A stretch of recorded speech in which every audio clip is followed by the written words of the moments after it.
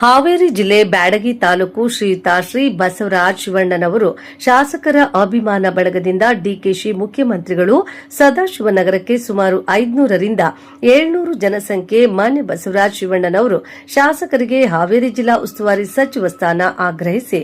ಕಾವೇರಿ ನಿವಾಸಕ್ಕೆ ತೆರಳಿದಂತಹ ಕಾಂಗ್ರೆಸ್ ಮುಖಂಡರು ಮಾಜಿ ಮುಖ್ಯಮಂತ್ರಿ ಶ್ರೀ ಸಿದ್ದರಾಮಯ್ಯನವರಿಗೆ ಮನವಿ ಸಲ್ಲಿಸಿ ಹಿರಿಯ ಮತ್ತು ಅನುಭವ ಶಾಸಕರಿಗೆ ಮಾನ್ಯ ಮುಖ್ಯಮಂತ್ರಿ ಡಿಕೆ ಶಿವಕುಮಾರ್ ಅವರಿಗೆ ಪ್ರಸ್ತಾಪಿಸಬೇಕೆಂದು ಮತ್ತು ಹೈಕಮಾಂಡ್ಗೆ ಮನವಿ ಸಲ್ಲಿಸಬೇಕೆಂದು ಅಭಿಮಾನಿ ಬಳಗ ಒತ್ತಾಯಿಸಿದರು. ಬ್ಯಾಡಗಿ ತಾಲೂಕು ಮಾನ್ಯ ಶಾಸಕರು ಬಸವರಾಜ ಶಿವಣ್ಣನವರ ಕುರಿತು ಶ್ರೀಯುತ ಅವರ ನಿವಾಸಕ್ಕೆ ತೆರಳಿ ಆಕ್ರೋಶ ವ್ಯಕ್ತಪಡಿಸಿದರು ಮತ್ತು 2028ರ ಚುನಾವಣೆಯಲ್ಲಿ ಕಾಂಗ್ರೆಸ್ ಪಕ್ಷವು ಸೋಲುವುದು ಖಂಡಿತ ಎಂದು ಯತೀಂದ್ರ ಸಿದ್ದರಾಮಯ್ಯನವರಿಗೆ ಮನದಟ್ಟಣೆ ಮಾಡಿದರು